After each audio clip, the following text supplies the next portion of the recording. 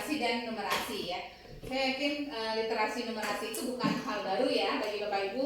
Terlebih tadi juga disampaikan oleh Dinas ya bahwa Bapak Ibu juga sudah menghasilkan ya karya literasi dan numerasi ya, ada berupa buku tadi ya Bu ya. Nah, apakah Bapak Ibu sudah familiar ya dengan istilah literasi? Kalau begitu saya boleh nanya dulu nggak, Bapak Ibu literasi itu apa? Oke. Terus numerasi apa? Ya. Nah, daripada saya nanya satu-satu ya, bagusnya saya ada pretest ya. Coba kita pakai quizzes, itu dijawab beberapa pertanyaan dari saya ya. Boleh ya Bapak Ibu ya? Oke. Layarnya nggak hidup ya. Ini sudah dipencet ya Pak?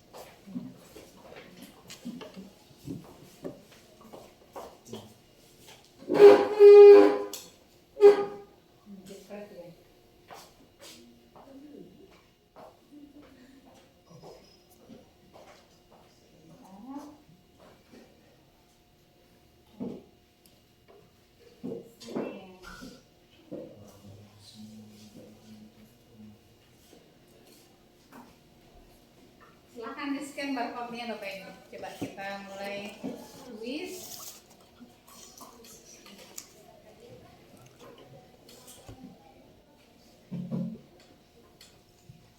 Bisa masuk Bapak Ibu?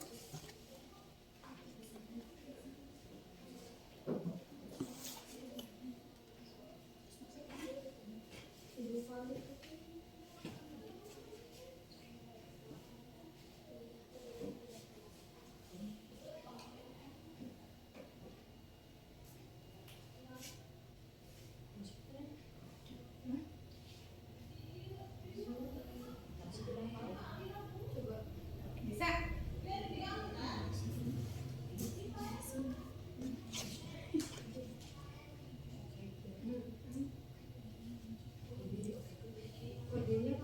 Kodenya bentar.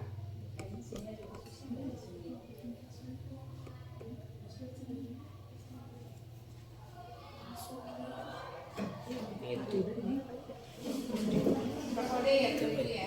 Emang terjadwal di situ, tugas di situ. Aku sangat nggak apa-apa. Ya, bentar. Enggak ada sinyalnya. Pak, kemarin kodenya berapa?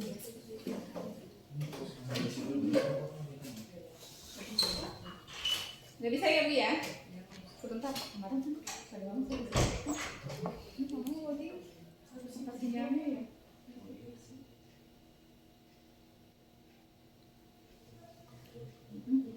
Iya, lupa.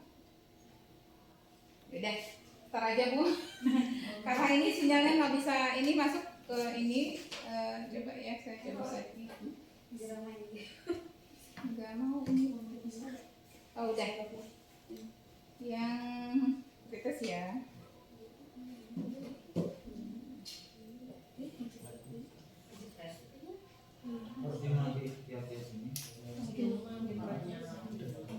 Oke, coba Bapak Ibu sudah bisa?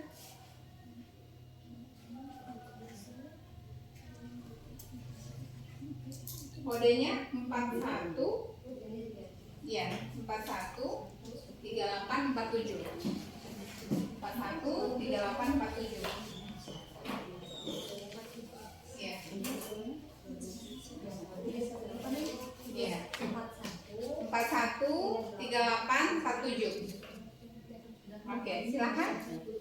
Mulai.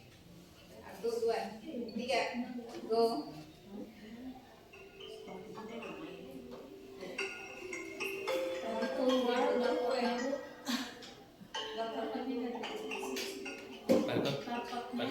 Kasih ke laptop.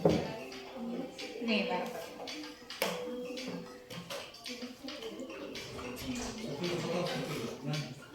Ini beberapa di laptop langsung lagi.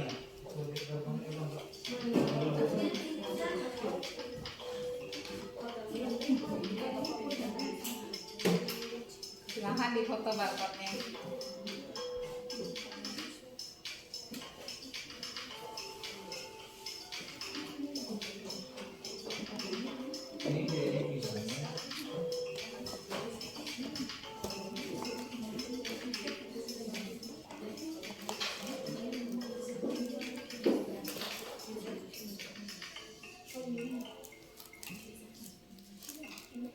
Kodenya 413847. 847.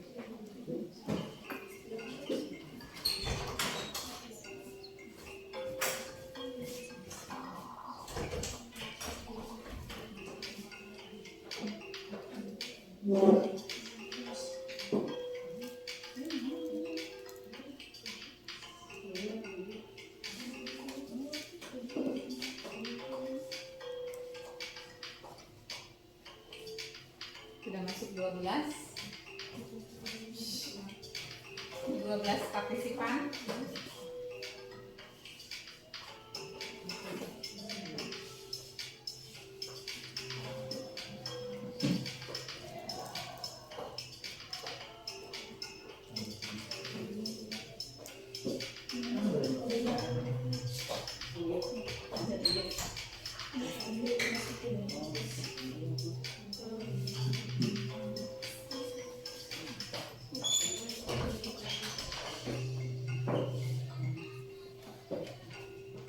Sudah semua Bapak Ibu ya? Silakan dikerjakan pretestnya.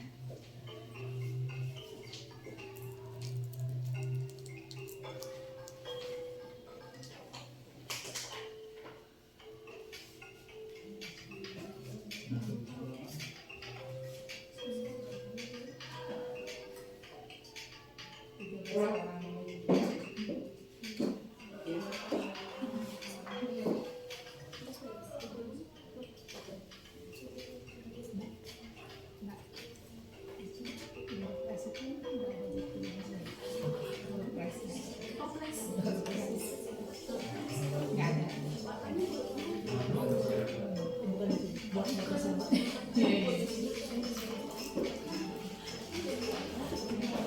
Bu izin Bu. Belum lagi Pak? Belum. Oke, siap. Ini Silakan. ada kendala dari Iya. Cari ruangannya di mana atas. Halo, halo Bu. Iya, udah ya. Udah.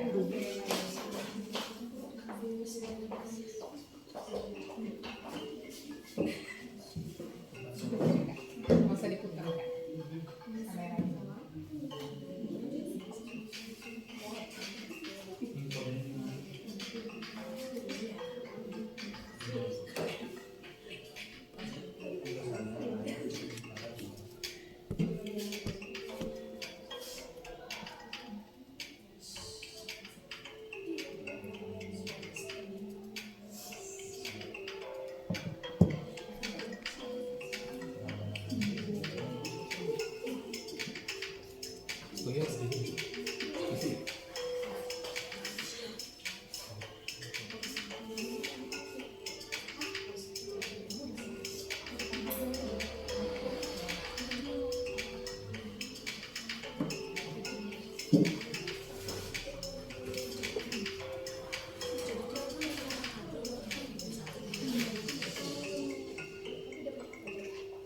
Gak kuat kayaknya yang mati lagi.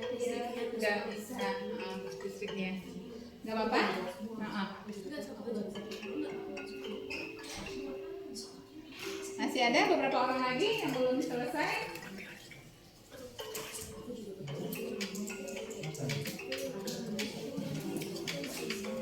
Kita tunggu ya Bapak Ibu.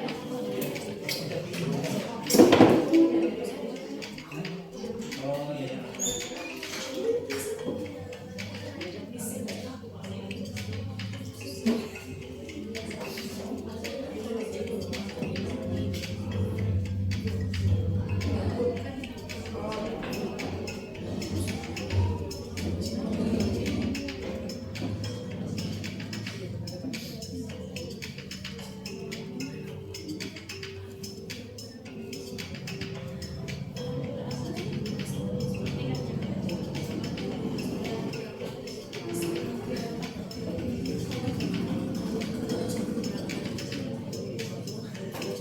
Pak Denis yang mana? Pak Denis, Ibu Denis ya? Belum mulai ya? Iya.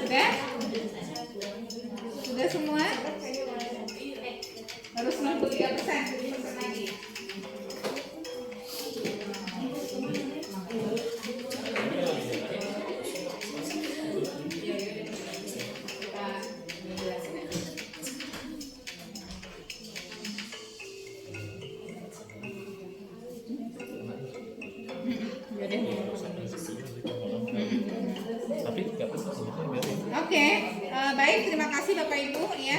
Ini sudah hampir selesai ya. Nah, pemenangnya di sini nggak tahu ya, ini bukan lomba ya. Tapi ini kita nanya ya kemampuan awalnya, aktivitasnya. Ibu Siti Khadijah yang mana?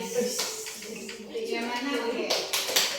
Berarti Ibu Siti sudah punya pengetahuan yang baik ya mengenai literasi dan numerasi ya. Selamat ya buat Bu Siti ya. Nah, baik Bapak Ibu, ini kayaknya kita oke, sudah muncul. Nanti kalau jeblok lagi kita ulang lagi. Nah, sebenarnya kita di sini hanya sharing ya, kita sharing, kita diskusi ya. Yang kita bahas itu adalah mengenai literasi dan numerasi. Sebenarnya yang spesialis literasi itu adalah Panggit ya. Karena Panggit itu adalah orang bahasa ya, jadi kami tim ya. Nah, saya sebenarnya spesialisasinya itu numerasi ya, karena saya adalah dosen pendidikan matematika. Jadi kita kolaborasi di sini sehingga kita kan judul pengambil di sini adalah gimana sih meningkatkan literasi dan numerasi ya, tapi melalui PCK guru. Nah, Bapak Ibu sudah tahu belum PCK itu apa? Belum ya? PCK itu adalah pengetahuan ya Bapak Ibu ya, pedagogical content knowledge. Jadi pengetahuan yang dimiliki oleh guru ya, yang dimiliki oleh guru, dan itu teorinya banyak sekali, tapi dasarnya itu adalah Sulman ya tahun 1987 dia mengkategorikan 3. Pengetahuan tentang konten ya, pengetahuan ya, pengetahuan yang terkait dengan materi ya. Bagaimana Bapak Ibu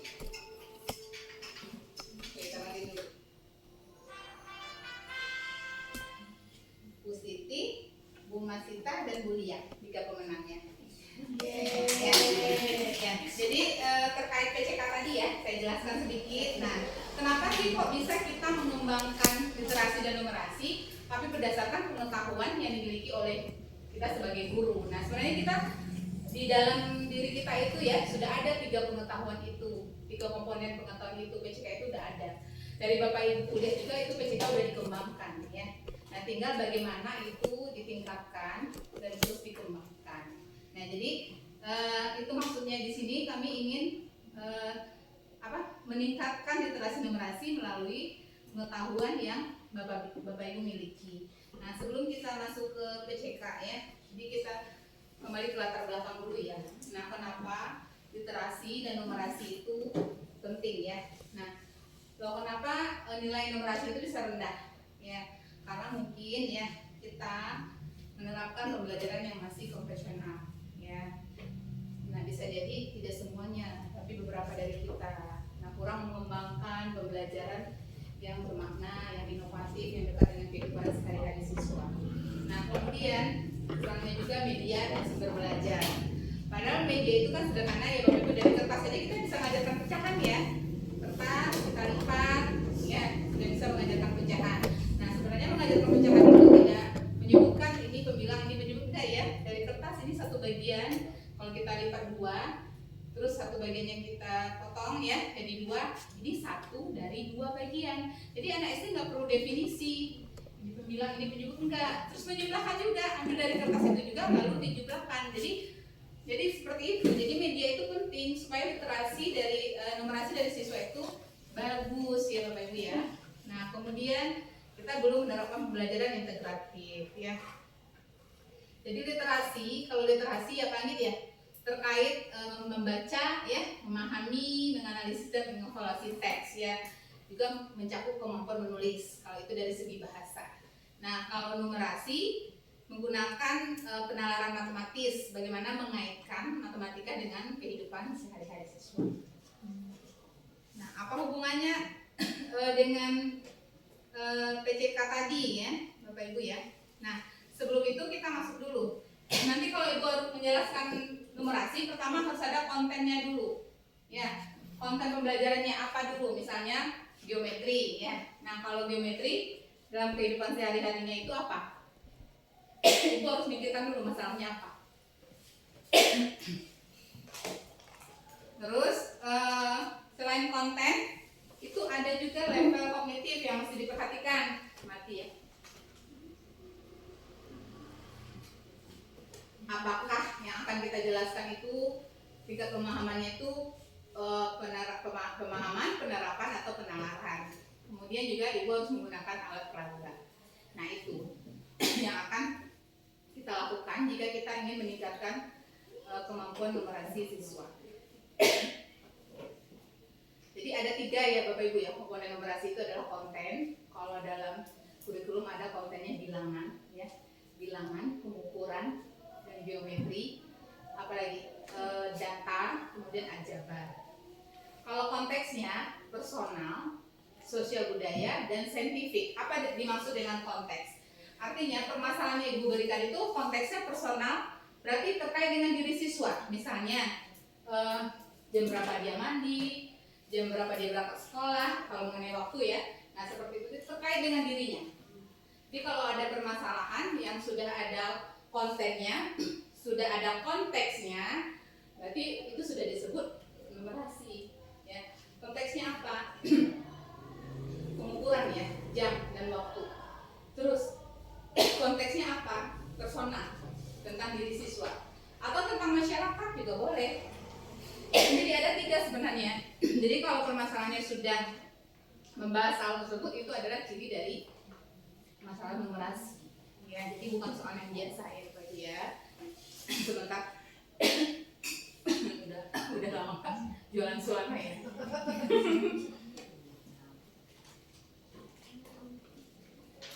Nah, kemudian ada juga yang konteksnya saintifik. Artinya kalau di SD mungkin belum kebayang ya, kalau di tingkat lanjut itu kita bayangkan permasalahan tentang gedung, jalan raya, artinya terkait dengan sains. Nah itu konteks dalam sains. Misalnya seorang teknik gedung yang tinggi. Nah nanti dipikirkan permasalahan yang disusun. Nah itu belum ada di SD ya. Tapi mungkin bisa jadi hal-hal yang sederhana yang terkait saintifik di SD. Rasanya cukup sulit untuk kita bayangkan ya permasalahannya. Palingan anak SD itu dia ngertinya personal ya, kemudian sosial budaya, artinya yang terkait dengan lingkungan. Misalnya ibunya pengen mengundang tamu untuk acara 40 hari atau apa gitu, terus tamunya ada 40, kemudian yang harus disediakan menunya apa saja. Nah kira-kira ibu belanja ke pasar uangnya jumlahnya harusnya berapa jika yang dibeli ini. Nah itu terkait konteks sosial budaya, artinya lingkungan. Kalau terkait personal terkait tentang diri dia sendiri. Nah itu yang disebut dengan konteks dalam numerasi. Nah kemudian harus ada level kognitifnya Bapak Ibu. Apakah itu soalnya itu levelnya pemahaman? Ya, pemahaman artinya fakta dan prosedur ya, masih memahami fakta. Kemudian juga penerapan. Penerapan artinya terkait dengan mampu untuk menerapkan situasi ke dalam situasi nyata. Nah kemudian ada penalaran ya. Nah ini penalaran ini sudah tingkat tinggi pemecahan masalah. Nah, jadi ada levelnya juga. Jadi komponen numerasi tadi ada konten ya, kontennya ada bilangan, pengukuran dan geometri, data dan ketidakpastian, kemudian aljabar. Nah konteksnya ada personal, sosial budaya, saintifik. Nah kemudian yang terakhir level kognitif. Nah level kognitifnya ada pemahaman, penerapan, penalaran. Ada 3 saja. Kalau kita mengajar kan ada 6 ya. Di Bloom ada 6. Nah kalau di numerasi cukup 3 itu aja. Nah kemudian untuk apa sih numerasi itu diperlukan? Ya, yang pertama untuk mengembangkan penalaran, berpikir kreatif, kemudian berpikir kritis siswa. Ya, kan kita ingin anak siswa menjadi orang yang berkembang nalarnya, maju pemikirannya. Nah, jika kita hanya memberikan soal-soal rutin, nah numerasinya tidak akan berkembang. Nah, itu yang harus kita tingkatkan Bapak Ibu. Nah, kenapa harus dihubungkan dengan PCK-nya guru?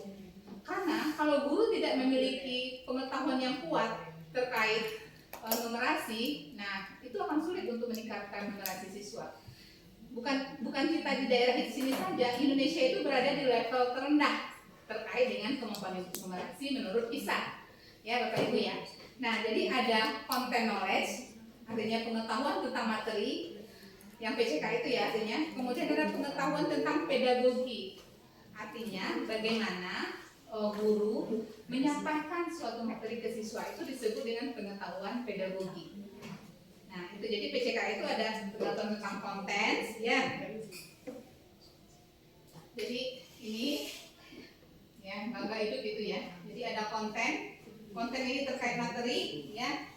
Kemudian pedagogi ini terkait dengan cara mengajar, metode mengajar, ya. Nah, kemudian ada irisan keduanya. Jadi PCK ini ya, pengetahuan tentang konten dan pedagogi, kemudian gabungan antara keduanya. Nah, itu harus dikembangkan oleh guru.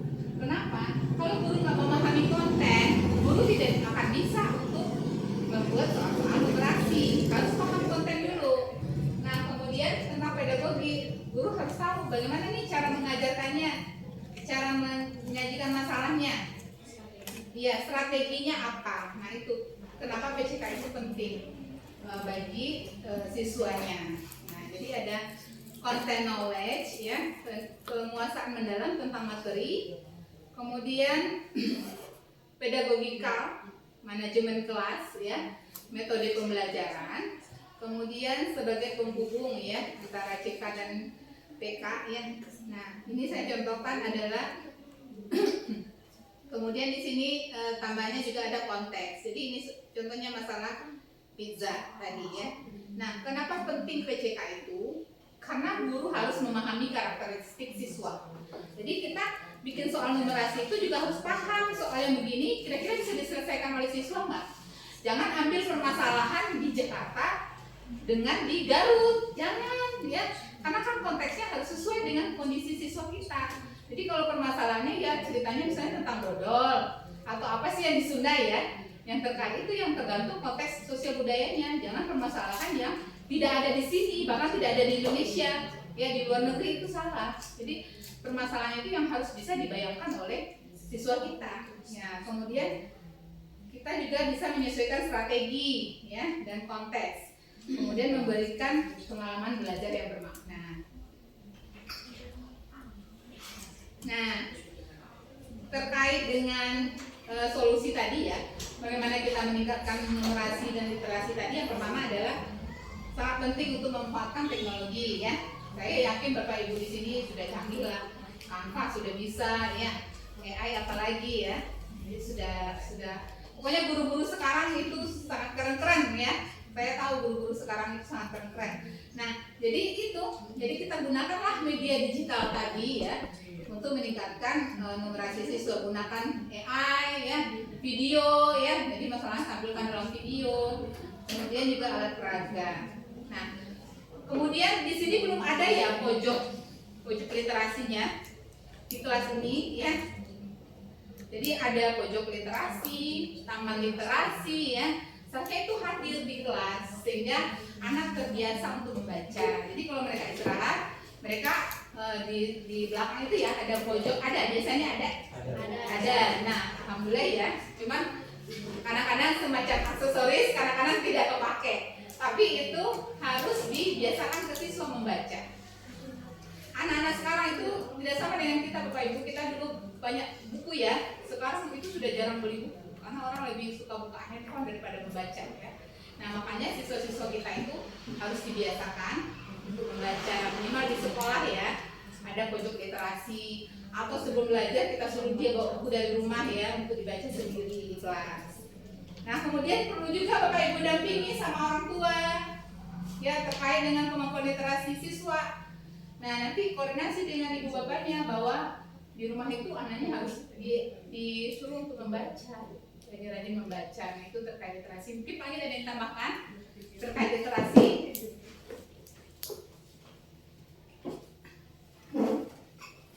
Oke, baik. Literasi ini kan menjadi salah satu topik yang sebenarnya sangat menarik. Kita tahu bersama kalau penelitian PISA itu kan Indonesia itu selalu peringkatnya terendah kalau terkait dengan literasi numerasi, ya.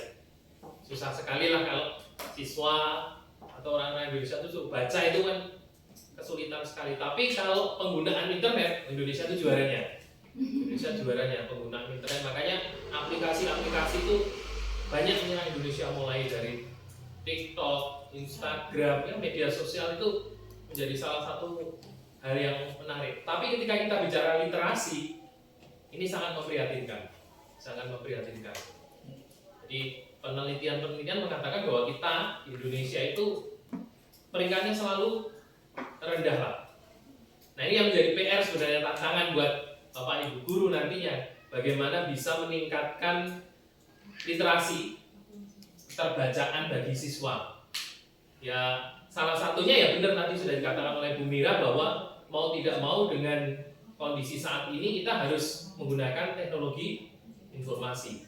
Jangan sampai nanti gurunya kalah dengan siswanya ya, siswanya sudah pinter tiktokan misalnya, nah gurunya nggak bisa. Bahkan mungkin kalau kita bicara di pelosok ya, itu masih banyak guru yang mengoperasikan laptop saja kesulitan, padahal siswanya sudah bikin velocity, nah bikin video-video gitu kan. Nah ini sebagai guru harus tertantang seperti itu ya, kita harus mengikuti perkembangan zaman. Kita nggak mungkin membatasi itu, kita nggak mungkin membatasi karena memang perkembangan zaman itu sangat berkembang dengan pesat. Nanti bagaimana sebagai seorang guru kita bisa menerapkan itu? Jadi kita manfaatkan teknologi informasi. Jadi mungkin bisa dengan cara membalas pantun, kita bikin videonya nanti diunggah, itu akan menarik bagi siswa. Nah ini kuncinya itu pada guru. Jadi guru harus berupaya sekreatif mungkin bagaimana bisa meningkatkan literasi, baik itu secara keterbacaan maupun menulis. Nah dua hal ini kan memang tidak bisa dipisahkan. Yang namanya menulis itu ya harus berawal dari membaca dulu. Ketika tidak mau jadi seorang pembaca yang baik, ya dia tidak akan pernah bisa menjadi seorang penulis yang baik. Nah ini yang harus kita terapkan pada siswa, bahwa kalian harus mulai bisa meningkatkan ya dengan adanya misalnya di belakang itu cukup banyak buku sumber referensi. Mungkin ya kalau ada dananya ya tidak hanya tercetak sekarang, buku-buku itu sudah bisa didigitalkan. Nah, makanya kita punya banyak media. Kalau kami di PGSD, mahasiswa PGSD itu banyak sekali yang penelitiannya itu sudah mengembangkan produk. Jadi memanfaatkan teknologi informasi. Jadi bacaan-bacaan itu tidak dicetak lagi, karena ya kita ketahui bersama sekarang media cetak atau koran itu apa sih yang masih tercetak kan sangat terbatas karena semua sudah beralih ke digital. Nah, mungkin kita bisa memanfaatkan seperti itu. Jadi Bapak Ibu guru bisa menggunakan media-media yang seperti itu yang sifatnya digital. Karena saya rasa saat ini yang namanya siswa itu sudah tidak asing dengan yang namanya handphone kan, smartphone mereka. Jadi itu akan menjadi salah satu daya tarik mungkin. Kemudian juga akan membatasi penggunaan smartphone yang negatif. Jadi tidak hanya melulu soal bermedia sosial, tapi HP-nya itu digunakan untuk hal yang bersifat positif ya. Contohnya pakai quizzes tadi itu bisa kita gunakan. Jadi tidak perlu ngetik lagi sebenarnya, kita tinggal salin kemudian kita tempelkan ke quizzes misalnya seperti itu. Nah ini peran guru di sini. Jadi guru memang dituntut untuk sekreatif mungkin saat ini. Kita tidak mungkin berpatokan seperti zaman dulu terus bahwa media itu harus yang tercetak, harus yang berbentuk fisik. Sekarang malah yang tercetak, yang berbentuk fisik itu mungkin sudah banyak ditinggalkan ya Bapak Ibu ya. Mungkin Bapak Ibu juga sudah mulai beralih ke arah sana. Nah, dengan adanya pemanfaatan media sosial, pemanfaatan teknologi, itu kemungkinan besar nanti ya secara perlahan itu akan meningkatkan literasi, terutama masalah keterbacaan. Sehingga siswa juga bisa belajar dari manapun, karena ya namanya HP itu sekarang kan bangun tidur yang dicari pasti HP kan ya. Yang dicari pertama kali pasti HP-nya mana, itu mungkin harapannya begitu, sehingga tidak ada alasan lagi bukunya ketinggalan misalnya. Ayo sekarang baca, aduh Bu nggak bawa buku, ya udah buka handphonenya, ayo buka aplikasinya misalnya seperti itu. Tapi memang semua itu butuh biaya yang cukup besar ya, apalagi. Nah ini menjadi tantangan.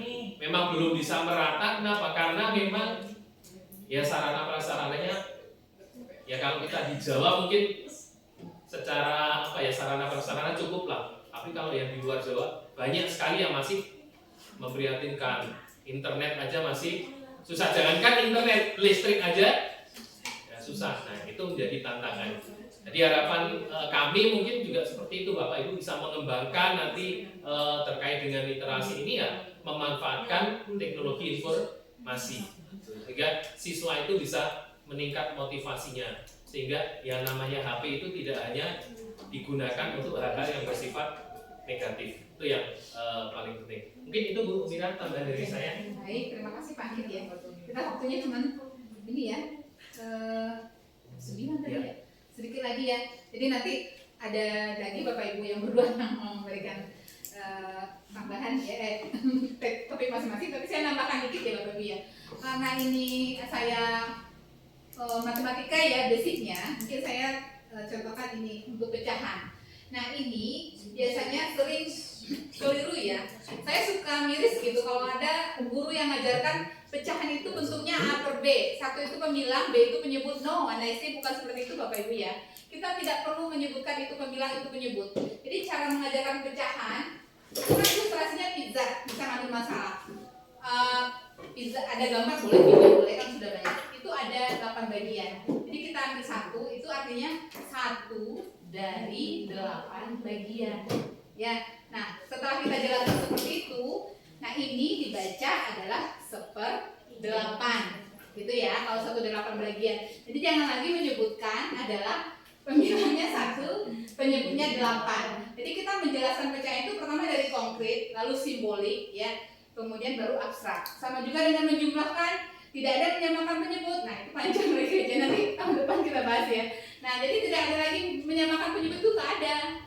Ya dari sini nih diaplikasikannya. Ya atau kalau Bapak Ibu ilustrasikan di kelas ya digambar aja. Misalnya saya punya 1 bagian gitu ya. Nah kalau ini saya bagi 4 menjadi 4 bagian, bagi 4 jadi 4 bagian. Nah kalau yang saya aksir ini artinya apa? Kita ambil berarti 1 dari 4 bagian. Jadi nggak ada lagi kita nyebut 1/4, 1 pemilang itu dulu. Udah ngerti baru bacaannya. Bacaannya adalah 1/4. Nah seperti itu. Sama juga dengan menjumlahkan. Ketika kita menjumlahkan yang sama penyebut 1/4 ditambah 2/4. Ya kalau sama penyebut kita gambar dulu. 1/4 itu yang mana? Ya Bapak Ibu ya. Ini 1/4. Nah terus yang 2/4 yang mana? Yang ini yang 2/4. Nah oke. Ketika ini dijumlahkan ya. Di sini saya bikin 2/4 biar jelas, gabung gitu ya. Ini 2/4. Ketika kita jumlahkan, aksirannya kita gabung, jadinya begini. Ini jadinya berapa? 3 bagian dari 4. Jadi anak tahunya ini. Ya, bukan ini dijumlahkan, di bawahnya nggak boleh dijumlahkan, tetap jangan gitu. Jadi ini 1/4, ini gambarnya, ini 2/4. Kalau digabung jadinya 3 dari 4 bagian. Itu ya Bapak Ibu ya, itu sedikit mengajarkan konsep pecahan. Jadi ada yang konkret ya, pakai alat, ada yang simboliknya seperti ini. Nanti baru ini yang abstraknya. Jadi ada 3 tahap setiap kita ngajar. Sama dengan kita ngajar bilangan bulat, ya, kita pakai bulat positif negatif, itu kan namanya konkretnya. Simboliknya tetap kita ajarkan. Ketika misalnya negatif 4 ditambah positif 2, ya, simboliknya kita jelaskan dulu. Ini ada negatifnya 4, ya. Nah, kemudian positifnya ada 2. Nah, ketika positif dan negatif itu hasilnya adalah 0, ya kan? Nah, ini jadi 0, berarti yang tinggal yang mana? Adalah negatif 2. Tetap harus jangan melewati tahap simbolik. Nah, itu. Jadi setiap mengajarkan matematika di tingkat dasar selalu ada tahap simbolik ini. Jadi dicobakan dulu medianya. Kita salin apa yang terjadi di media itu ke papan. Ya, ini simboliknya, baru kita dapat abstraksinya. Ini artinya negatif 2. Bapak Ibu coba-coba tuh kayak gitu di papan tulis simboliknya begitu. Nah ini baru pecahan sama ya. Nah, bagaimana kalau pecahan campuran ya? Misalnya 1/3. Nah, gimana membacanya? Berarti ini artinya kita punya satu bagian ya, berarti satu bagian utuh ya, dan yang satu lagi satu dari tiga bagian ya. Ini dari kita bagi 3 ya pecahannya ya. Nah, 1 dari 3 bagian. Nah, itu hasilnya. Sehingga ini artinya berapa? Kalau 1 ini kita bagi 3 juga kan masih sama ya, 1 semuanya ya penuh. Sehingga jadinya 4, tapi tetap dari 3 bagian. 4/3. Jadi ini 3/3 ya, 3 bagian dari 3, dan ini 1 bagian dari 3, sehingga kalau ini dijumlahkan jadinya 4/3. Jangan 4/6 ya, karena kan kita baginya 3. Jadi 4 dari 3 bagian. Gitu. Ada pertanyaan Bapak Ibu? Jadi sebenarnya kita mesti banyak yang perlu kita selesaikan ya di matematika dasar itu. Bagaimana mengajarkan konsep-konsep dasar itu, bilangan bulat ya, kemudian pecahan, nah kemudian geometri juga. Nah tapi kita polanya tetap sama. Polanya adalah konkret dengan media, simbolik, kemudian abstrak. Nah jadi gini, jadi jangan ini dikali ini ditambah ini, nah gitu. Anak itu taunya yang real aja, 1 ini ditambah dengan 1/3. Jika digabung dia jadinya adalah ini 3 dari 3 bagian, ini 1 dari 3 bagian, jadinya adalah 4. 1, 2, 3, 4 dari 3 bagian karena pecahannya adalah 3. Tapi suka salah jangan sampai 4 dari 6, enggak dijumlahkan, yang ini tetap 3. Gitu. Itu aja Bapak Ibu. Saya sebentar karena ada lagi teman saya yang akan mengisi materi ya. Jadi kita punya waktunya diberi sedikit. Mudah-mudahan nanti jika ada kesempatan lagi kita akan bahas khusus untuk matematika di SD. Jadi saya spesialisnya pendidikan matematika. Jadi dari S1 pendidikan matematika, S2 pendidikan matematika, S3 juga pendidikan matematika. Nah, sekarang saya ngajarkan pendidikan matematika di PGSD. Nah, kalau Pak Anggit bahasa, kalau Bu Tunjuk itu IPA, dan Bu Devita itu seni. Jadi kalau di PGSD sama dengan guru SD ya, multi ini ya, multi kepandaian, bisa semua, ya, diborong semua. Nah, gitu juga kami dosennya, kalau di PGSD semuanya itu multikultural, jadi semua prodi ada, jadi ada spesialisasinya. Bapak Ibu mohon maaf ya, cuma sedikit waktunya. Nanti kita sambung lagi tahun depan atau bagaimana. Terima kasih. Nanti dilanjutkan teman saya. Oke.